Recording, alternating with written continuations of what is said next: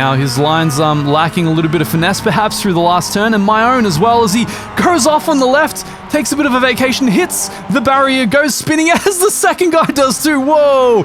You know, some of these crashes in iRacing actually look pretty good these days.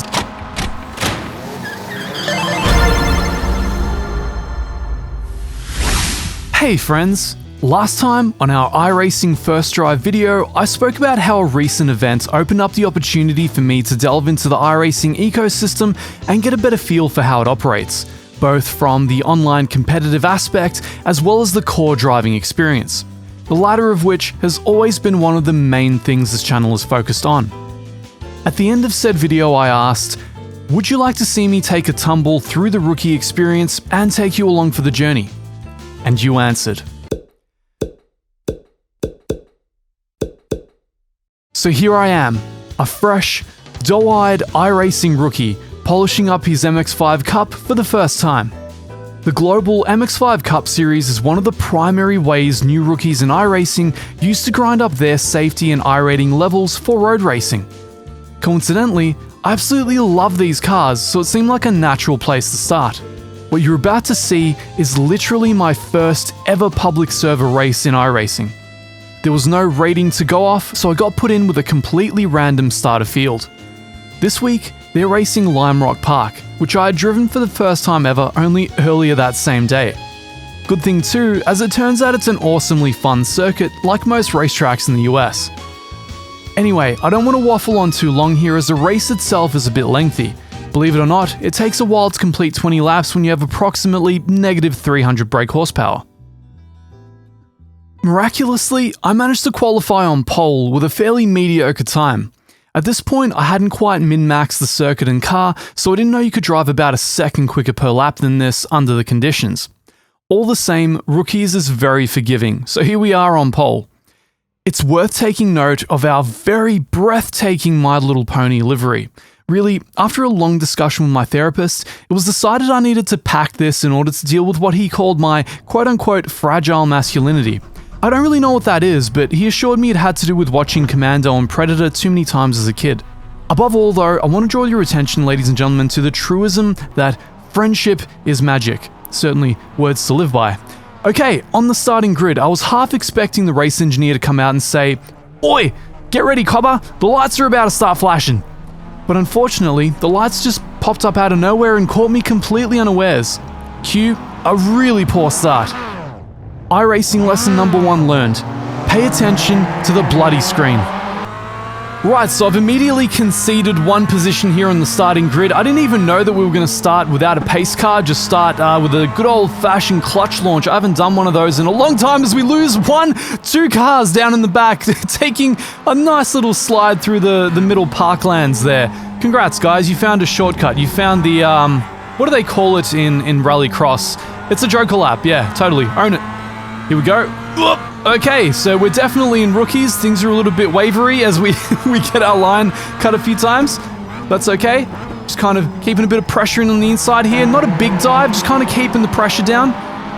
Making sure Newfound First knows that we're here in our bright pink My Little Pony livery.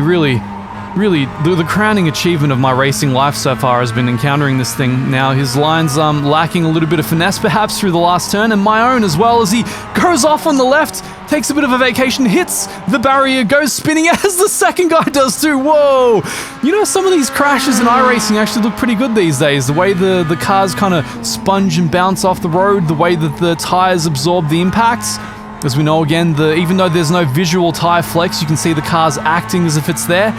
So unfortunately, after that lap 1 extravaganza, that is about all we're going to see of the leaders of the race. It's very much going to become about myself, sinking into a pattern and just finding a way to negotiate this racetrack and keep it nice and consistent. Now, the big battle is going to become once we run into the back markers in a couple of laps. What we might actually do is fast forward the lap, or several laps as it were, until we encounter the back markers. We've of course been thrown into a completely random rookie split. Some would argue that perhaps I don't quite belong here, but here we are all the same. This is the first race I'm having here in iRacing. Can't actually see the second, third, fourth behind us. We appear to be a fair way away from the rest of the field. We seem to have gotten lucky with the many pile-ups that appear to have occurred behind us. But I know that the big battle is going to come in terms of overcoming the back markers. How well will they heed the blue flags? How well can I negotiate traffic here with my wonderful Australian netcode, racing against presumably mostly Europeans or Americans? That's usually how it works. That guy taking a bit of an off-road excursion there, coming back on, but he's lost a lot of his straight line speed, meaning we're catching a lot. The tow matters quite a bit in the MX-5s. It's like the only horsepower boost you're likely to get with these cars. I go pretty aggressive, holding onto my line, but not really pushing into the back of him. I'm still not sure what the netcode is going to allow me to do, how close I can get before things get kind of wonky for me. Not much you can do in terms of letting people past in this complex of turns. Very fun little complex, but not much you can do in terms of overtaking unless you get very Verstappen-y about it. Now he's conceded, he's holding the right. Yep, lets me through. Thank you very much. I'd like to once again draw you all to that truism that friendship is magic. Of course, something that my friend here, number 6, understands.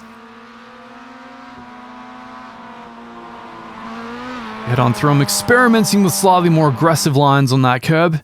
And as we fast forward to make our way to the rest of the back markers, here catching up to Mr. Brett Hall and Ryan Ward, number 7. Something tells me that's a very common name, as Mr. Brett just casually parks the car on the side of the road there. Totally understand, gets like that sometimes. And we have a nice big batch of back markers coming up, a nice group of 3, so that's going to be a cool way to see how well can we negotiate traffic, especially here in the MX-5, a class that appears to be tremendously difficult to overtake in. Really, without playing some light bumper cars, you're not going to get very far because the horsepower just really isn't there. It's really all about qualifying well, it appears, and then if you're not qualified in pole, just getting in the train and hoping that somebody makes a mistake eventually and then capitalizing on that opportunity. Once you get into the higher splits, it gets very, very difficult to do your thing in this. Oh, as I'm experimenting, I'm working out that yes, the outside curb here is something that you want to be using. And I absolutely love that complex of, what do you want to call it, chicanes, S's? Whatever it is, it's a very, very fun little complex to negotiate. Kind of reminds me a bit of Virginia International with this curbing and everything. Very non-FIA sanctioned curbing here at Lime Rock Park. Beautiful looking place though. Looks like prime hunting grounds. I'm gonna get in here with a rifle and get me some moose. Great job, time to go. Alright, we're halfway through the race already. Believe it or not, when you fast forward through half of it, that's how quickly it goes by. As somebody goes off, no! How did he manage that? How do you even manage to go off there? That is impressive.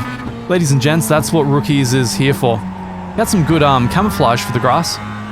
Maybe that's part of his strategy, just like ambush someone once he rejoins. Get all kinds of things happening here in Rookies. So we've got 2 more back markers left to catch. Working our way through this very fun little complex. If you overshoot, kind of like I did there, you can get very, very airborne. The MX-5, of course, is very good at handling stuff like that because it weighs approximately nothing. Weighs approximately crap all. And has approximately negative 600 horsepower. But I'm sure in more downforce-laden cars, you can do some serious damage on those things. We rapidly catch Mr. Ryan Ward 7. Most unique name in the world, it would appear.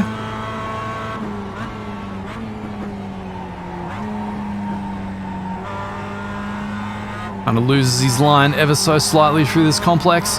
I do like watching the cars really flop around in iRacing. One thing they've really nailed, and we spoke about this in our talk and drive. Wait, is he driving on a controller? Look at the way his front wheels are moving. He's driving on a controller. He's driving this on a bloody gamepad. What? I never even noticed this before. Look at the way his tires are modulating. Man. Wow. Now that is courage. That is some serious... I've never seen somebody attempt that in a real sim. That's awesome. Congrats, man. I would recommend at the very least like a G29. It would probably be a better place to start. Alright, so I'm getting a hang of the lines a little bit more. course, as I mentioned, this is my very first time driving this track. I've yet to work out the idyllic brake points, the idyllic points to downshift, use the engine braking, so that's not bad, that's not bad. It's me finally kind of getting the brake point there. That's pretty good. For me, that's pretty good. Up to third? Have I worked it out? No, I bang off the rev limiter. See, I find a bit more luck going up to third there and then shifting down to second very quickly. And lift and across. Not the perfect line, lost a few tenths through there. But I'm getting it slowly, lap by lap, it's making more and more sense as we make our way up to Mr. Michael Stoneley. Almost using the outside curb as somebody casually parks again on the right side of the track there. Very cool. I get how it is, sometimes you just need a nap midway through the race. Having a tight-knit little race up ahead of me there at the presumably rear of the field. Oof, that is not the line that you want, Erman. So you got to use a bit more of that inside curb. That's something I discovered in the races afterward when they put me in the high splits with people that actually wiped the floor with me. You got to really get in there. And when you have like, whoa, man. All right, moving in on the inside, he lets me through and casually just, yep, goes off, does his own thing on the side of the track. Whee! That looks fun. Yeah, just casually cut. Oh no, he rejoins. Okay, cool. Guess he'd had enough of grass driving. It's fine. I mean, iRacing is cool because it handles off-road driving as well. It obviously has the oval, the dirt oval. It has the rallycross. It's one of the few sims that handles dirt physics with as much attentiveness as the tarmac stuff. So it makes the off-road excursions really fun. It feels very realistic. Kind of like R Factor and then some. All right. Very graciously lets us through. Once again, reminding you all that friendship is magic, something that Mr. 13, I think it is, behind me, understands very well. 12? See, it's, you know, you just gotta elicit the best out of people, guys. You gotta, you know, once you pack a livery like this, and they understand that you care about mankind cooperating and getting along, you know? I think that really resonates and just kind of trickles down through the rest of the field. Yep, some great weight transfer dynamics there. You can really see the car loading up on the right side.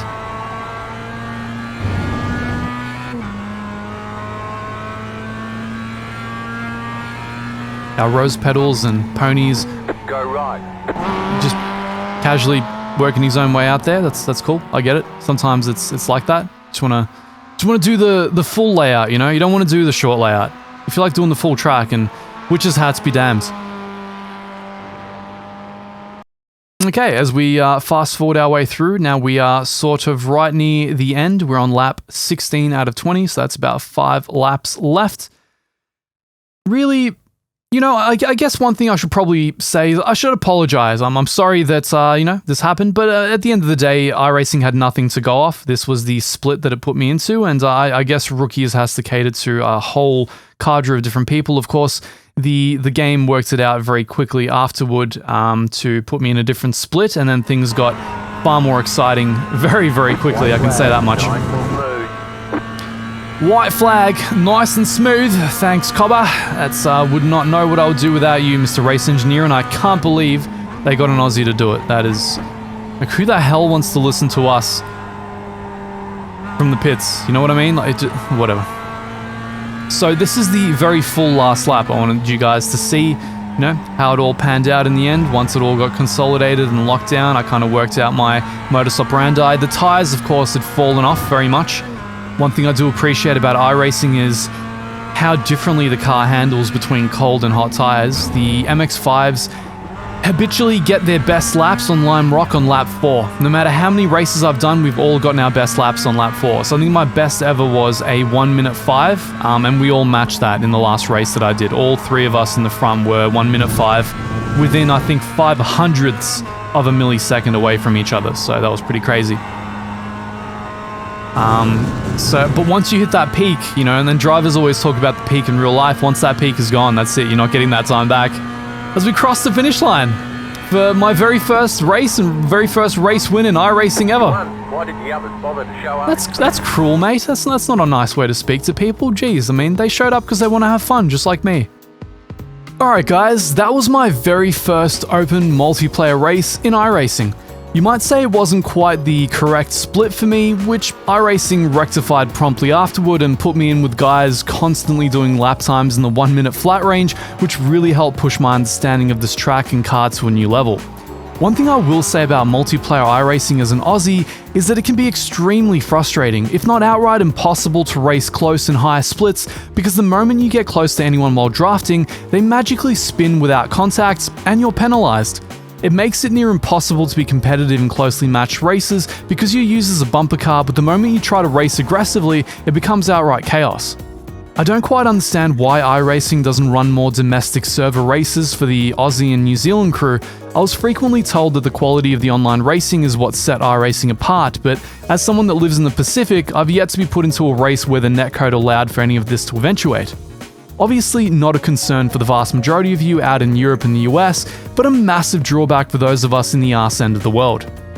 Anyhow, I hope you enjoyed that somewhat one-sided race. If there's enough demand, I'm happy to continue this series as I enter my very first Ferrari Challenge race in Class D, and then of course the higher split races where we may see some actual competition up front. Until next time, bang that sub harder than my netcode bangs out my rivals, and until then, I'll see you all later.